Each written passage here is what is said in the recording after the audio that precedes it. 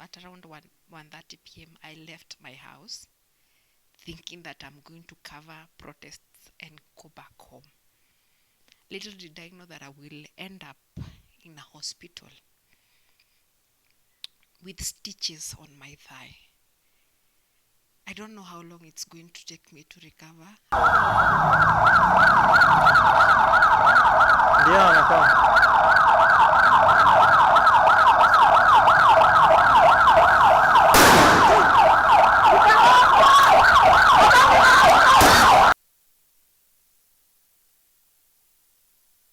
My name is Wanjeri wa Karaoke, a reporter with Kameme TV and Kameme Radio in Nakuru County. Now, it's a sad moment for me because apparently 2 days ago I was shot at my thigh 4 times, but 3 bullets are the one that lodged inside my body. The 4th one didn't get into my body. It's something that I remember so well, something that is so disturbing to my mind because my colleagues and I left for work at around 1:30 p.m. to go and cover the mandamanos that were happening in Nakuru, the anti-finance bill, the Gen Z protests that have been going on. And we started covering the incidences, and from the onset of those protests, the Tuesday, it was on 16th protest, there was some disconnect between the police officers and the journalists. Regardless of us being trying to be friendly, I remember at a time I had carried toothpaste from my house because there was some, let me call it a myth because we don't know how true is it, toothpaste helping in people not being affected by the tear gas. So one of the police, it's not one actually, a few police officers had requested me to help them with the toothpaste so that it can help them because they had seen me apply the toothpaste under my eyes. So I remember at one moment, one of the police officers asked us why we are following them, and yet they are not the one who are protesting. So we just took it lightly because we've been covering these protests since they started. This is the 4th week, and we never thought that it would come to a place that there would be a disconnect, or there would be there'll be enmity between us and the police officers. So at around 3 p.m., things got worse. And there was a time, I remember there was a disabled guy who was protesting.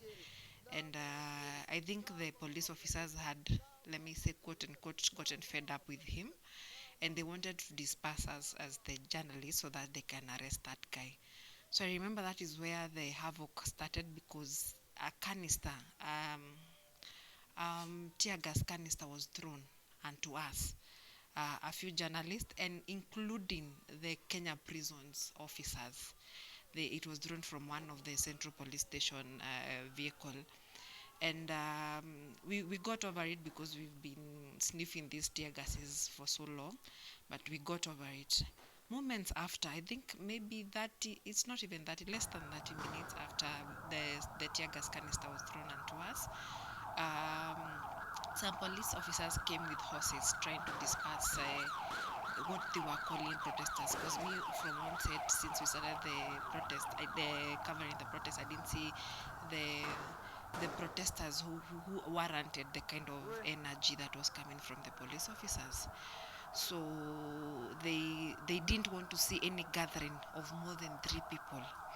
So apparently where we were with so many journalists from other media houses in Kenya. We were so many, including my colleagues from my media house. And apparently we were following them with actually I remember I was holding my phone because they came and there was a siren from their vehicle, the one that had been indicated at Salga police station. And it went, and I think there were 3 police officers who were inside the vehicle. I don't remember well because it happened too fast. And then along Kenyatta Avenue, that's when I was shot. And I think because I was shot 4 times, the numbness, I didn't feel it immediately. So after some time, that's when I realized I've been shot and I fell down. And luckily, I was surrounded by my colleagues. There were no protesters who were near us. It was only me and my colleagues.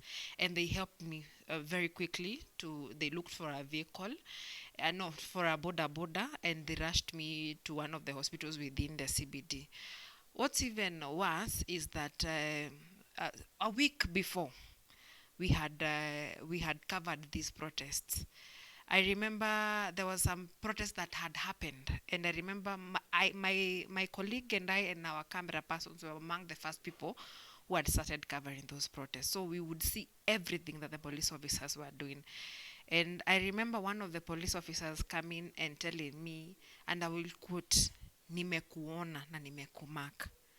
So I don't know whether it's because of that previous week. I would, nobody would convince me I was not a target, because it is not the first time I had been targeted, and I had been hit by a canister, a tear gas canister, but I did not report. I did not even escalate that thing. I showed my colleagues I don't know, even the sky is still there, the same leg that I was shot at. So I don't see it as being a coincidence. I believe and I know, maybe, just maybe, it's someone who has some personal interest. I don't know who, because me, I'm not born or bred in Nakuru. I came to work in Nakuru 2 years ago.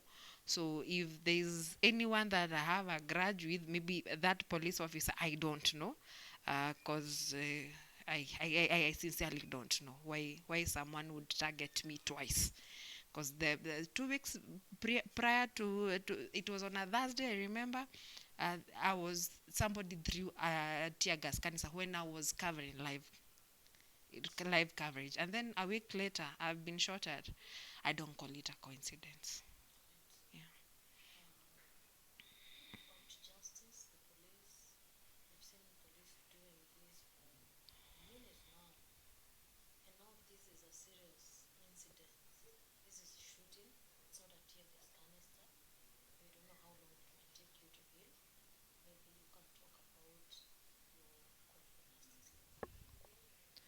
Now, on Tuesday at around 12, I'll repeat.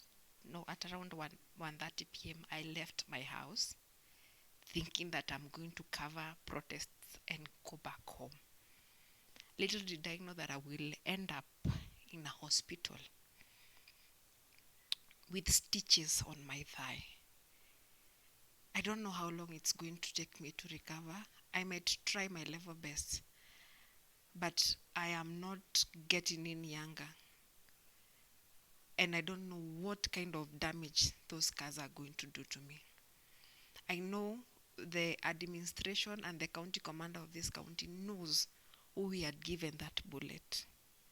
I'm asking for justice to be served to me as a Kenyan, first as a Kenyan and second as a female journalist. It hurts. It hurts because we might try to give it a blind eye, but women are what you see. They are their bodies. You've come and you're trying to give me scars that I didn't expect. I just want my justice served. And I want the police officer who did this to me to face the wrath of the law. It might take long, but I believe and I know it is going to be served to me. Yes.